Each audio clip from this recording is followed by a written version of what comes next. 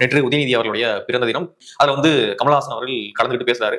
அப்பொழுது கண்ணை மூடிட்டு பார்க்கும்போது கமலஹாசன் பேசுறாரா இல்ல திமுக தொண்டன் யாராவது பேசிட்டு இருக்காங்களா அப்படின்ற அளவுக்கு டஃப் கொடுக்குற அளவுக்கு வந்து பேசிட்டு இருக்காரு.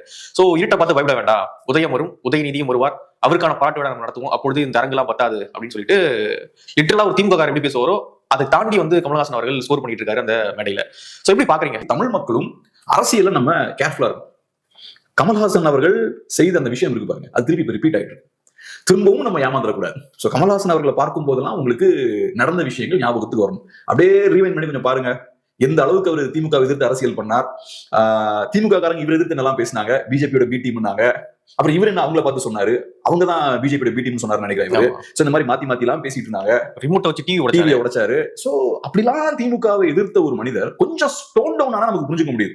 கம்ப்ளீட்டா இறங்கி போய் திமுக காரனை விட திமுக அதிகமா பாராட்டி பேசுறாருன்னா இது சம்திங் ஃபிஷி மங்கல, ஏதோ சில சிக்கல்கள் இந்த கதையில இருக்கு. சோ அதனால இதை நீங்க கேர்ஃபுல்லா பார்த்துக்கணும். இது மாதிரி திரும்பவும் நடந்துடக்கூடாது. சோ நீங்க திமுக எதிர்ப்புன்னு நம்பி அவருக்கு ஓட் போடுறீங்க, அவர் கம்ப்ளீட்டா திமுக எதிர்ப்பை தூக்கி போட்டுட்டு இந்த பக்கம் வந்து நிக்கிறாரு, திமுக ஓடே வந்து நிக்கிறார். சோ திரும்பவும் இது நடந்துடக்கூடாது. இது திரும்பவும் நடக்கிறதுக்கான வாய்ப்பு இருக்கு. இப்ப ஏறக்குறைய அதே மாதிரி ஸ்கிரிப்ட் இப்ப போய்கிட்டு இருக்கு தமிழ்நாட்டுல.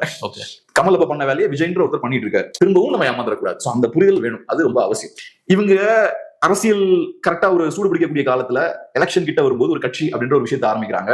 அந்த கட்சி ஒரு இண்டிவிஜுவல் தான், சொல்றதாங்க, அவ்வளவுதான். டிவிகேவுக்கும் அதேதான். கட்சிக்குள்ள ஒரு ஸ்ட்ரக்சர் இருக்கணும், கட்சி தொண்டர்களை சார்ந்திருக்கணும், தலைவர்களை சார்ந்திருக்கணும், அப்படிலாம் இருக்கும்போது அவங்க கிட்ட பவர் இருக்கும். சோ இது ஒரு மாதிரி ஒரு ஷெல் கம்பெனி மாதிரி, ஒரு ஷெல் பார்ட்டி.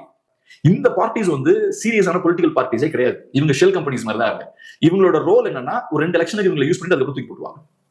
இவங்களோட தோற்றம் எங்க இருந்து வருதுன்னா, இன்னைக்கு அரசியல்வாதிகள் கையில ஏகப்பட்ட பணம் இருக்கு. அதனால இந்த மாதிரியான ஷெல் கம்பெனிஸ் மாதிரி ஷெல் பார்ட்டிஸ் உருவாகிறதுக்கான ஒரு சூழலும் தமிழ்நாட்டுல இருக்கு. உலகம் முழுக்க பாத்தீங்கன்னா சினிமா இண்டஸ்ட்ரியை பொலிட்டிஷியன்ஸ் பெரிய லெவலில் கண்ட்ரோல் பண்ணுவாங்க. அது எல்லா இடத்துலயுமே இருக்கும். இந்த சிஸ்டமோட பார்ட்டா இருக்கக்கூடிய ஒரு இண்டிவிஜுவல் நம்பி போறது பெரிய ரிஸ்க். ஏன்னா அவங்க இந்த சிஸ்டமோட பார்ட் அண்ட் பார்சல். கமலஹாசன் அவர்கள் 50 இயர்ஸ் அவர் இந்த சிஸ்டம்ல டிராவல் பண்ணிருக்காரு, 50ல கூட டிராவல் பண்ணிருக்காரு. அப்படி இருக்கும்போது திடீர்னு ஒரு நாள் ஒன் ஃபைன் மார்னிங் இதெல்லாம் நான் மாத்தணும் உங்களுக்கு அந்த எண்ணம் வர. அதனால நான் எப்பவுமே சொல்றது ட்ராக் ரெக்கார்டை பாருங்க. ஒரு ட்ராக் ரெக்கார்டு எப்படி இருக்கு, நிஜமாவே ஸ்டார்டிங்ல இருந்து சண்டை போட்டு இருக்கானா, நிஜமாவே மக்கள் மேல எனக்கு அக்கறை இருக்கா, திடீர்னு ஒருத்தன் ஒரு 50 வயசுல எனக்கு அக்கறை வந்துருச்சு மக்கள் மேலன்னு வரானா, அதுவும் குறிப்பா அந்த சினிமா பேக்கேஜோட வராங்கன்னா அது சிக்கல் தான். ஆக்டர்ஸ் வந்து ஈஸியா அவங்கள ஸ்ட்ரிங்ஸை யூஸ் பண்ணி ஸ்ட்ரிங்ஸை புல் பண்ணி கண்ட்ரோல் பண்ணலாம். அதனால அவங்களை நம்பும்போது நம்ம ரொம்ப கவனமா இருக்கும். ஒவ்வொரு எலெக்ஷன்லயும் ஒவ்வொரு டிஸ்ட்ராக்ஷன் நம்ம சொசைட்டில இருக்கு. மக்கள் நல கூட்டணியால மக்களுக்கு எந்த பிரயோஜனமும் கிடையாது. அது ஒரு complete distraction, agenda driven distraction. அது சோ ஒவ்வொரு எலெக்ஷன்லயும் ஒவ்வொரு டைவர்ஷன், ஏதாவது ஒரு புதுசா ஒரு விஷயத்தை கிரியேட் பண்ணி ஒரு சென்சேஷனை கிரியேட் பண்ணி நிஜமான மாற்றம் நோக்கி மக்கள் போகாம டைவர்ட் பண்றதுக்கு நிறைய விஷயங்கள் இருக்கு.